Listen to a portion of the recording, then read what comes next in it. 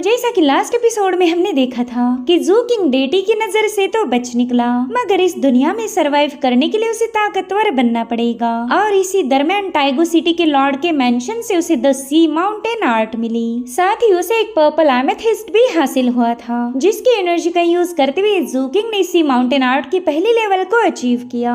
इसी दरमियान जू किंग की मुलाकात हुई स्कैवेंजर्स की टीम से। उनमें से सानियो नाम का बंदा जू किंग को मारना चाहता था, मगर जू किंग ने उसे बड़ी ही भयानक मौत देकर इस दुनिया से मुक्त किया। हालांकि स्कैवेंजर टीम का लीडर मिस्टर लेई जू किंग को अभी भी अपने टीम के साथ रखना चाहता था। शायद उन्होंने जू किंग की ब्रुटैलिटी के पीछे छुपे हुए उस मासूम और डरे हुए बच्चे को महसूस किया था, जिसने सिर्फ सरवाइव करने के लिए खुद को इस तरह से बदल दिया। अब आगे तो इस एपिसोड की शुरुआत में हम मिस्टर लेई को देख पाते हैं, जो कि जू किंग को थोड़ा सा खाना ऑफर कर रहे थे। वो उसे बता रहे थे कि इस दुनिया में तुम्हें फ्री का खाना सिर्फ मुर्दों के ही पास मिलेगा। जब भी खाना मिले उस पर टूट पड़ो, क्या पता अगली बार तुम्हें कब खाना मिल जाए। आज खाओगे तभी तो कल तक जिंदा बचोगे। और अभी दोनों रेत के तूफान को क्रॉस करते हुए आगे बढ़ने लगे। जू किंग ने उनसे पूछा कि आपकी फेवरेट डिश कौन सी है, जिस पर मिस्टर लेई कहते हैं कि मुझे सांप का भुना हुआ मीट खाना पसंद है। उसका टेक्सचर भी फर्म होता और वो काफी ज्यादा टेस्टी लगता। और इस तरह से ट्रैवल करते हुए ये लोग स्कैवेंजर्स के कैंप में पहुंच चुके थे, जिसे डार्क गेल स्वर्ल्स भी कहा जाता है। यहाँ पर भी डोमिनेंस की वही कहानी दोहराई जा रही थी। पावरफुल कमजोरों को बुली करते थे और उन्हें इसमें मजा भी आता, मानो हेवन ने इनके लिए दूसरों को टॉर्चर करने का वरदान दिया हो। साथ ही इस कैंप की एक खास बात ये थी कि कोई भी किसी की हेल्प नहीं करता, चाहे वो खाना हो या फिर एलिक्जर हो। इसके लिए खून खराबा करना तो लाजमी था। इतना ही नहीं, इस कैंप में तो एक प्लेजर हाउस भी बनाया गया है, ताकि इंसान दुनिया खत्म होने के बावजूद भी अपनी हवस को जिंदा रख पाए। जब जू किंग इस प्लेजर हाउस के अंदर झांकने की कोशिश कर रहा था, तभी ले उसके सिर पर टैप करते हुए कहने लगे कि वहाँ मत देखो, उस हाउस में जा पाओ, इतने बड़े अभी तक तुम नहीं हुए। तो जू किंग कहने लगा कि मुझे वहाँ पर जाना भी नहीं, मैं तो बस देख रहा था कि वहाँ पर आखिर किया क्या जाता। मिस्टर ले उसे बताने लगे कि इस कैंप के लोग खाली बैठना पसंद नहीं करते, यहाँ पर अक्सर ही बीस्ट की ट्रायल्स को ऑर्गेनाइज किया जाता। तुम्हें सिर्फ मेरे साथ होने से यहाँ पर रुकने नहीं दिया जाएगा। अपनी काबिलियत साबित करने के लिए तुम्हें भी बीस्ट की ट्रायल में पार्टिसिपेट करना पड़ेगा। अगर तुम उस ट्रायल में सरवाइव कर गए तो इस स्कैवेंजर कैंप का हिस्सा बन जाओगे, वरना तुम्हें सीधा इस जिंदगी से मुक्ति मिल जाएगी। और अब हमें एक ट्रायल की झलक दिखाई गई, जहाँ पर विंड शैडो वुल्फ ने बड़ी ही ब्रूटैलिटी के साथ एक बंदे का खात्मा कर दिया, जबकि ये शैडो वुल्फ तो बस लेवल 1 का बीस्ट था। साथ ही वहाँ मौजूद लोग भी इस मुकाबले को देखकर एक्साइटेड हो गए। पहला बंदा तो मर चुका था, जिसके चलते ये फाइट अब उन्हें बोर लग रही थी। तो वो लोग चिल्लाते हुए कहने लगे कि चलो दूसरे कंटेस्टेंट को अरीना में भेज दो। अब वहाँ पर हम एक लड़की को देख पाते हैं, जो कि काफी ज्यादा डरी हुई थी। तभी वहाँ पर लेटा हुआ बंदा उससे कहने लगा कि अगला नंबर तुम्हारा है, ऐसे डरोगी तो डेफिनेटली मारी जाओगी। उसी वक्त मिस्टर ली जू किंग को लेकर वहाँ पर पहुँच गए। उस बंदे को बता रहे थे कि मैं इस लड़के को रास्ते से उठाकर यहाँ लाया हूँ, इसका कोई नाम नहीं, तो तुम इसे सिर्फ बच्चा बुलाओगे। वेल, उस बंदे को 3 बियर्ड नाम से जाना जाता था, जो कि इस कैंप का हाउसकीपर है। वो बंदा कहने लगा कि अरे वाह, तुम तो बड़े ही परफेक्ट टाइम पर यहाँ आ गए। दरअसल आज ही हमने कैंप के रूल्स को बदल दिया है। एक नया एक्सोटिक बीस्ट जो कि 2nd लेवल पर है, वही मुकाबले में पार्टिसिपेट करेगा। साथ ही वो उस लड़की को भी वहाँ पर बुला लेता है। 3 बियर्ड बता रहा था कि यहाँ पर जीना या मरना सब कुछ तुम्हारी किस्मत पर ही निर्भर करेगा। चलो देखते हैं कि आज तुम दोनों में से कौन आउट ऑफ लक जाने वाला है। और इतना कहते साथ ही उसने बोन स्टिक के लॉट्स उनके सामने पेश किए। तो जू किंग उसमें से एक बोन को पिक कर लेता है, और साथ ही उस लड़की ने भी बोन को उठा लिया था। 3 बियर्ड कह रहा था कि जिसे भी पाइथन आया है वही अरीना में जाएगा। वैसे अरीना में जाना या फिर जहन्नुम में जाना, इसमें कोई खास फर्क नहीं था। इधर वो लड़की तो काफी ज्यादा घबरा गई। उसमें तो इतनी भी हिम्मत नहीं थी कि उस बोन पर क्या लिखा है उसे पढ़ पाए। और उतने में जू किंग कहने लगा कि पहला मैं जाऊंगा, और फिर वो सीधे अरीना में पहुंच गया। वेल, इस मुकाबले को देखने के लिए लोगों में काफी ज्यादा एक्साइटमेंट थी। और अब वहाँ के केज को ओपन करते साथ ही उस 2nd लेवल वाले एक्सोटिक बीस्ट ने सबसे पहला तो शैडो वुल्फ की कटी हुई गर्दन को बाहर फेंक दिया। वेल, ये है एक जायंट हॉर्न पाइथन, जो कि दिखने में काफी ज्यादा भयानक था। लोग तो इस बीस्ट को देखकर ही अमेज हो गए। वो कहते हैं कि ये लड़का तो बस कुछ ही पलों का मेहमान है। बस कुछ ही सेकंड के अंदर अंदर ये बंदा उस पाइथन के पेट में मिलेगा। इधर थ्री बियर्ड मिस्टर लेई को बता रहा था कि आजकल तो बुरी किस्मत भी मरने का एक तरीका बन चुका है। अगर एक दिन भी हमारे लक ने हमारा साथ नहीं दिया तो हमारा किस्सा खत्म हो जाएगा। इधर उस डरी हुई लड़की ने हिम्मत करते हुए अपनी बोन को चेक किया और उस पर लिखा हुआ था पाइथन, यानी कि रूल्स के अकॉर्डिंग इसने अरीना में होना चाहिए था, मगर जूकिंग ने उसका स्पॉट उससे ले लिया। इधर लोग एक्साइटेड होकर उस पाइथन से कहने लगे कि जल्दी से इस बंदे को फाड़ के रख दो, हम इसका खून देखना चाहते हैं। हमें काफी देर से बोर हो रहा था, मगर ये मुकाबला देखकर मजा आएगा। वहीं पर पाइथन ने जैसे ही जू किंग पर अटैक किया, जू किंग हवा में छलांग लगाते हुए सीधे जाकर अपना आयरन स्पीयर उसके गले में घुसा देता है और अब उसी आयरन स्पीयर को नीचे की तरफ ड्रैग करते हुए जू किंग ने उस पाइथन की चीरफाड़ कर दी। साथ ही उस जायंट हॉर्न पाइथन की गॉल ब्लैडर भी उसके हाथ में आ चुकी थी। वेल, इस नजारे को देखकर पहला तो सभी लोग खामोश हो गए, उनकी आवाज मानो उनके हलक में ही दब गई थी। और फिर अचानक से वो लोग जू किंग की तारीफें करने लगे। वो कहते हैं कि ये लड़का तो वाकई अमेजिंग है, इसने एक ही स्ट्राइक में सेकंड लेवल के बीस्ट का खात्मा कर दिया। ये बंदा कल्टीवेशन के कम से कम सेकंड लेवल पर तो जरूर होगा, मगर इन सभी लोगों का अंदाजा गलत है, क्योंकि जू किंग तो बस पहली लेवल पर था और इसी पहली लेवल के दम पर उसने स्कैवेंजर कैंप में आते साथ ही अपना दबदबा कायम किया। साथ ही मिस्टर लेई को भी प्राउड फील हो रहा था, क्योंकि उन्होंने मुर्दों के ढेर से खीरे को उठा लिया था। वहीं पर थ्री बियर्ड भी पैनिक होते हुए उनसे पूछने लगा कि बच्चा तुम्हें कहां से मिला है, मगर थ्री बियर्ड को इसका कोई जवाब नहीं मिला, क्योंकि अगर जवाब मिलता तो भी थ्री बियर्ड उस पर यकीन नहीं करता। इधर जू किंग ने पाइथन को आधा स्लिट करते हुए कंधे पर उठा लिया, क्योंकि उसे याद था कि मिस्टर लेई को सांप का मांस खाना पसंद है। तभी वहाँ पर हम दो बंदों को देख पाते हैं जिन्होंने किसी टेक्निक का यूज करके खुद को इनविजिबल बना के रखा था।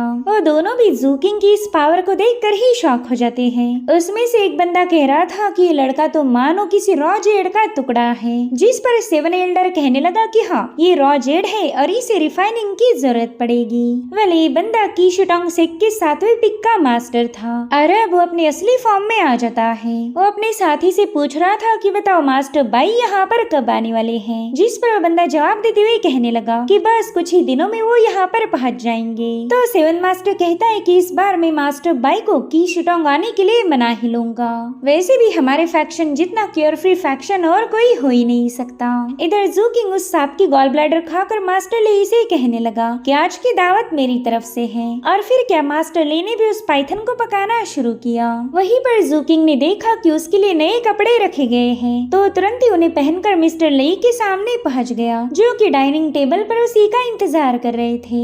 जैसे उन्होंने जू किंग को नए कपड़ों में देखा वो खुश हो गए। वहीं पर जू किंग टेबल पर रखे हुए बोल को देखकर ही समझ गया कि कोई और भी उन्हें ज्वाइन करने वाला है, मगर मिस्टर ले कहने लगे कि ना, यहाँ पर कोई और तो नहीं आएगा, ये बस मेरी पुरानी आदत है। जिस पर्सन के लिए मैंने बोल रखा था वो कभी वापिस नहीं आ सकता। साथ ही उन्होंने जू किंग को चॉपस्टिक्स यूज करने के लिए बता दिया। भले घर के बाहर वो एक स्कैवेंजर है, लेकिन घर वापिस आते साथ ही वही पुराने ट्रेडिशंस को फॉलो करना पड़ेगा। इधर जू किंग के हाथ पर एलियन पॉइजन से एक म्यूटेशन पॉइंट बन चुका था, जिससे जू किंग को भी तकलीफ होने लगी। मिस्टर ले उस बात को तुरंत ही पहचान जाते हैं। वो उससे कह रहे थे कि डेटी कैटास्ट्रॉफी को लेके आया है, उसने हमारी पूरी दुनिया को एलियन पॉइजन से पल्यूट कर दिया, जिसके चलते वो अशुद्ध एनर्जी हर एक चीज को म्यूटेट कर रही। अगर इसमें सरवाइव करना है तो कल्टीवेशन ही एकलौता ऑप्शन होगा, मगर कल्टीवेट करना भी आसान नहीं हो सकता। उसी के चक्कर में तुम दोबारा से उसी पॉइजन की चपेट में आ जाओगे। तुमने सेकंड लेवल के पाइथन की गॉल ब्लैडर को कंज्यूम किया था, मगर उससे पॉइजन का म्यूटेट पॉइंट रिकवर नहीं होगा। वेल, मिस्टर ले की बातें सुनकर जू किंग ने कल्टीवेट करना शुरू कर दिया था, मगर उन्होंने जू किंग को सजेस्ट किया कि उसने जल्द से जल्द एलिक्सर को कंज्यूम करना चाहिए, तभी जाकर वो म्यूटेशन पॉइंट कंट्रोल में आएगा। और अब हमें जू किंग की माइंड स्पेस का सीन दिखाया गया, जहाँ पर अब एक नहीं बल्कि दो टाइगर्स अपीयर हो चुके थे। उनकी पावर्स जू किंग की बॉडी में समाने लगी और इस तरह से जू किंग ची कंडेंसेशन की सेकंड लेवल पर पहुंच चुका था। वेल, इस ब्रेक थ्रू के पीछे असली रीजन था उस पाइथन की गॉल ब्लैडर, जिसने जू किंग की पावर को इंक्रीज किया था। अब जू किंग ने जैसे ही सेकंड लेवल को अचीव किया, उसकी बॉडी में मौजूद पॉइजन थोड़ा सा मूव हो गया, लेकिन उसे जल्द से जल्द व्हाइट एलिक्सर की जरूरत पड़ने वाली थी, इसलिए वो सीधे मार्केट की तरफ रवाना हो गया। तभी कीशुटोंग पिक का सेवन मास्टर भी उसे देख लेता है। वो कह रहा था कि बंदा तो आज नए कपड़ों में है, लगता है कि उसने स्कैवेंजर कैंप को अपना घर मान लिया। अब सीन शिफ्ट होकर हम फैटी शान और मासी नाम के बंदे को देख पाते हैं, जो कि ब्लड शैडो स्क्वाड के मेंबर्स थे। मासी ने तो वहाँ आते साथ ही शॉप पर काम करने वाली बंदी को डांटना शुरू कर दिया। उससे कहता है कि शायद तुझे जिंदा रहने का जान पे आया, बता व्हाइट एलेक्सर की क्वालिटी इतनी बेकार कैसे हो गई? तुम लोग पैसे तो उतने ही लेते हो मगर क्वालिटी के नाम पर जीरो हो। वेले वही बंदी थी जिसकी जू किंग ने जान बचाई है। वो मासी को बताने लगी कि मैं यहाँ पर नहीं आई हूँ, मुझे व्हाइट एलेक्सर के बारे में कोई आइडिया नहीं। उतने में ही मासी ने उसका हाथ पकड़ लिया। वो उससे कहने लगा कि मैं तुम्हारे लिए कोई मुश्किलें खड़ी नहीं करूँगा, बस उसके लिए तुम्हें मुझे थोड़ा सा कंफर्टेबल करना पड़ेगा। और इतना कहते साथ ही मासी ने उस बंदी का सिर सीधे टेबल पर पटक दिया। उतने में ही शॉपकीपर उससे कहने लगा कि यहाँ पर बेवजह का तमाशा खड़ा मत करो। और तभी जू किंग वहाँ पर पहुँच गया। उसने ढेर सारे स्पिरिचुअल कॉइन्स देकर 2 व्हाइट एलिक्सर परचेज कर लिए। वेल इन पिल्स की मदद से वो अपनी बॉडी में मौजूद एलियन टेंट को डिसॉल्व कर सकता था, यानी कि ये पिल्स उसकी बॉडी में मौजूद पॉइजन को हटाने के लिए कारगर थी। इधर मासी ने देखा कि इस बंदे ने एलिक्सर्स परचेज कर लिए, तो उसने अपने डैगर को सीधे जू किंग की तरफ थ्रो किया। हालांकि जू किंग उस अटैक को डॉज कर लेता है। मासी उससे कह रहा था कि लड़के मैं जानता हूँ तू है कौन, तूने सेकंड लेवल के जायंट हॉर्न पाइथन को खत्म किया था, तो मैंने भी अपनी लाइफ में ऐसे ढेर सारे पाइथन्स का खात्मा किया है और तेरी बहादुरी की मैं रिस्पेक्ट करता हूँ, इसलिए मैं तेरे साथ कोई पंगे नहीं लूंगा। बस ये एलिक्सर यहीं पर छोड़ दे और तू जिंदा बच जाएगा, वरना मैं तेरा गला काट दूंगा और फिर तेरे एलिक्सर पर कब्जा करूंगा, वो भी तेरी डेड बॉडी से। तो तू सोच ले तुझे क्या करना है। वेल यहाँ पर जू किंग की नजरें थी उसकी गर्दन पर,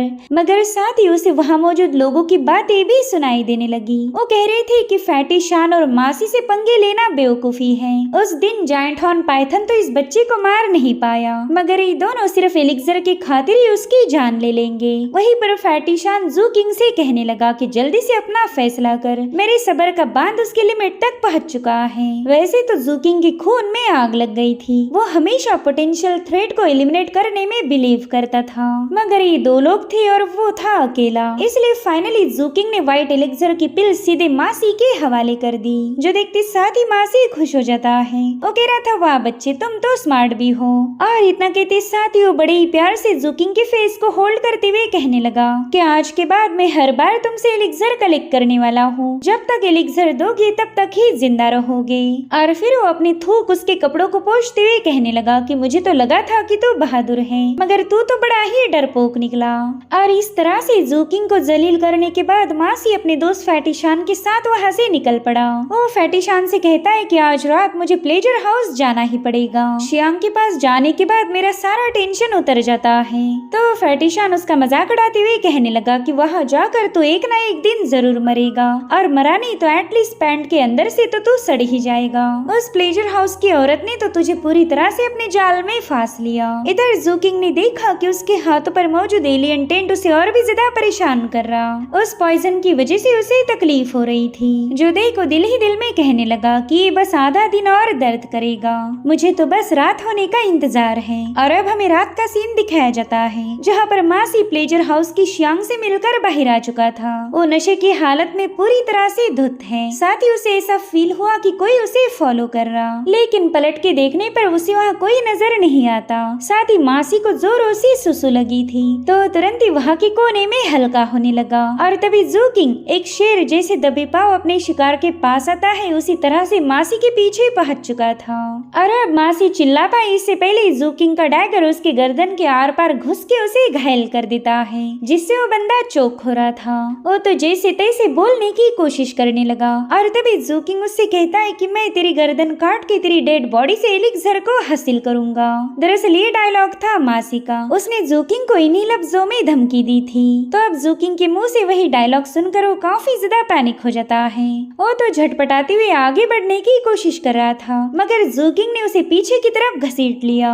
और अब हमें अंधेरे में से बस मासी के चिल्लाने की आवाजें आ रही थी। वो कहता है कि मैंने तो बस तुम्हारे साथ मजाक किया था। और फिर थोड़ी देर में जू किंग उसका काम तमाम करके अपने व्हाइट एलिक्सर्स कलेक्ट कर लेता है, मगर उसी वक्त उसे फैटी शान नजर आया, जो कि अपने दोस्त को आवाज लगा रहा था। तो जू किंग कहता है अरे हाँ, एक तो अभी भी बाकी है। इधर सेवंथ एल्डर अपने साथी को बता रहा था कि ये नया बंदा एक प्रॉमिसिंग टैलेंट है, वो सहन भी कर सकता और फाइट भी कर सकता। मुझे उसमें सबसे ज्यादा इम्प्रेसिव बस एक ही कोई बात लगी, जो कि है उसकी बेरहमी। वो इस तरह से एक्ट करता है मानो खुद मौत का सौदागर हो, और जो भी काम करेगा वो गंदगी नहीं मचाता। उसने मासी को मार भी दिया और उसकी बॉडी भी वैनिश करी।